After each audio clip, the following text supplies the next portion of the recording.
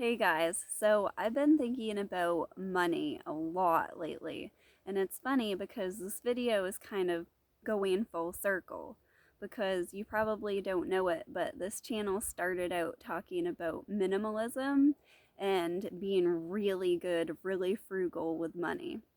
And it had a little bit of a spiritual side, but my whole thing, my entire life, and what I identified with was renunciation and um, thinking, basically, sort of feeling that money was evil and at the same time something to hoard. I really don't know. It didn't make a lot of sense, and it was a lot of moralizing about myself. So, this subject in particular has been one that I've thought about so much and so tried to get right. And when you try really, really hard to get something right, sometimes you go down some roads you realize aren't good, but all the more clarity in the end. And I say that laughing because a few days ago when I was thinking about making this video and I was still contemplating it, I was thinking that I'm just going to drag everyone further into my confusion on this subject because I can't figure out, like, Buddha leaving his riches to go into the world, go into the real world, and then Jesus being born in a manger and all those stories, and basically renouncing traveling and just having this passion for God and not really having his own possessions. So is the story we've been told, or I've been told, or the story that I read into the Bible, imagined, however far you want to go with that. So it was over a year ago that the law of attraction just started creeping into my life, and I started understanding how much I was cutting myself off. And that's when I really started to understand non-duality. But as you kind of zoom into a topic, especially on, you zoom in on money, and money affects our lives in so many little ways. And it's so closely tied with fear and survival and morality. It's just such a sticky subject. It's one of those things you aren't supposed to talk about for good reason. More people are comfortable talking about sex than money for good reasons. So I was raised Christian, and there's a verse in the Bible that says, birds have nests and foxes have holes, but the Son of Man has nowhere to lay his head. And by Son of Man, I assume that Jesus meant himself. And it wasn't until last year when I was poking around, it was actually where the clairvoyant doctor had his mansion, and seeing his like rags to riches real life story that was part of my understanding how the law of attraction deeply fits in here, as much as I didn't want manifestation and all that. Yeah, even the flair, like, I love Abraham Hicks now, but even the way they talk about it and the tone of Think and Grow Rich and the roots of it, it's just such a strange thing to have to integrate with Christianity. And I was thinking about this topic, and that came right up in a conversation with my father. He was we were talking about this, and I was explaining to him, I was going to loan him Ask and It Is Given, but I was explaining to him the type of language they use and just getting him prepared for that kind of flavor. And he said that he had gotten his hands on some material his like that way back when, and really studied it and took notes. And he said way back when it was thousands of dollars for that kind of thing. And it was given to him because it was given to his brother, who was a pastor of a Christian church, to see if he could use that in his sermons. And so he gave it to my dad to look over because he didn't have time to do it. And I said, well, did you figure out how to use it, how to intertwine it with Jesus? And Dad's like, no, of course I didn't. And so when I thought that verse where the Son of Man has no place to lay his head, I thought it meant that Jesus didn't have a dwelling or a house because he renounced all those things. And the deeper meaning just hit me and just kind of like went through me. And I understood that the Son of Man doesn't have a location non-duality, that it has so much more of a deeper meaning that you would never understand and would read that and assume something different. So I realized that all this kind of idolizing, romanticizing poverty was my own doing. And I also, within the past couple days, decided, like, over the past year, I've understood the law of attraction, and now I feel like I've got this higher wisdom and stuff, but I still feel the sort of feeling like my very humble upbringing, um, which wasn't that bad, really, but we had a dug well when I was really young, and we had the oh shit stick. So it was a stick you put in the well to measure how deep it was, and when it was below a certain level, you said oh shit. So there were things like that that we kind of laughed off and everything.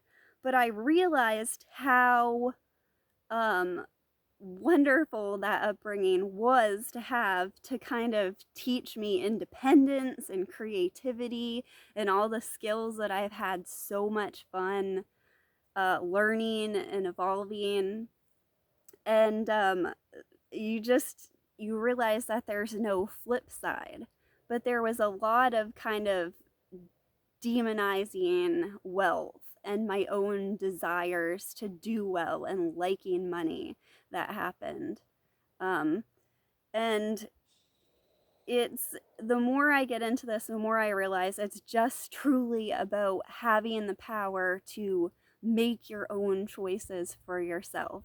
And money and time are so deeply interwoven about like how um, the two aren't at odds and they aren't limited, but our choices about how to spend them should be made from a deeper place of feeling and wisdom. And the problem is when we hold ourselves to a standard. And so for me, that standard was being thrifty, not spending much, not overtaxing the environment, not wanting to be spiritual and have less, wanting to be a minimalist, and thinking that was tied in with spirituality. And for many people in our culture, it's having to be seen a certain way, having to dress a certain way to show us that they've achieved a certain level of success. And when you can let go of those, either of those standards, then it's truly, money becomes a flow. And I read this quote in a book too, a day or two ago. It's funny how all these things that you're questioning and contemplating, and the answers just come in so many unexpected ways. And it seriously feels like you have attention deficit disorder, some of the ways they come in, and you're like, oh, that's how it connects. But I was reading this book about creativity, and the author said it's where form meets the formless. It's where the manifest meets the unmanifested. And I was thinking about that and how powerful of a statement that is. And then I was thinking about money and how money really truly is imaginary. Like, we're the ones who give it substance. We're the ones who have a belief in it. We're the ones who give it power. And it's also where form meets the unmanifested. And that's what makes money so sticky and so powerful. And there's a funny story in history. It's the tulip mania that happened in the 1600s, when these people went crazy buying these specialty type of tulips as investments, and the price kept going up and up and up. And I watched a documentary on that, and I was so fascinated by it and understanding people's perception of wealth and how based on nothing it really was. And I bought, it was the red and white tulip that went for the most money historically. And it turned out that it was a disease that caused the tulip to be that way. And so the whole bottom fell out of the thing. But I bought that tulip and planted it kind of as a novelty and a reminder to myself that wealth is just imaginary. And once you drop the standard of yourself, of there being a good and bad and a yourself and an ideal to hold yourself to, that's what gives you the power to really be creative, to really throw your time into something, your time and effort and energy into something that might not pay off. And it also gives you the right to really spend your money in ways that really make you happy. And it's funny how some of the like whim or funny frivolous things I've wanted to spend my money on have turned out to be some of the greatest investments that have led me to some really cool, profound things. And when you start to look at money as just a flow, it's it's such a relief, because I feel like so many of us, especially if you've had, it doesn't matter if you've grown up in the country like I have with limited means, then you have this kind of pain point about money in one way. And then if you've grown up in a city with a lot of wealth and a lot of uh, people kind of showing off that wealth, then you have another standard for yourself. And I love like down to earth things. I love doing things for myself. I love digging up wildflowers in a field and planting them rather than buying them. But sometimes you have to also spend money. And so it's easy to get kind of stuck in your ways. And what we really want is complete like flexibility, connection, like I say, that connection with feeling and wisdom. And this duality, this problem with having to be like spiritual, frugal, renunciate, and then the duality of money equals success, and the more spiritual and the more aligned I am, the more money I'm gonna have, and if I don't have money it means I'm not aligned. You can let all of that go. And um it's like nature. I love nature so much. I easily turn it into a duality and think it's better. But you know what? It's simply I love nature. I love technology. And I found this piece of art that illustrated this so well. And it was this artist who made these picture frames, and they were carved like perfect, elegantly, think like ornate, almost Victorian, finished picture frames. And so the whole thing was like that. Only one section of it was bare, like wild tree root wood.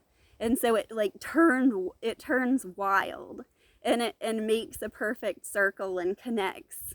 And I just thought it was this beautiful word picture of how like the unrefined, the natural, and what's created and finished and polished and beautiful is all one together and comes out of the same place. So that's all for today, guys. And speaking of money, I am currently trying to start a Patreon account. And what I really want to do is start sharing some of my more spontaneous videos and insights in shorter videos on there. And so pretty soon I'm going to be setting that up. But if you want to go over and donate a couple bucks, I'd really appreciate it. I love my art business, but I'm sort of trying to transition into having more time and freedom to write and talk about spirituality. So thanks for watching, guys. Talk to you soon.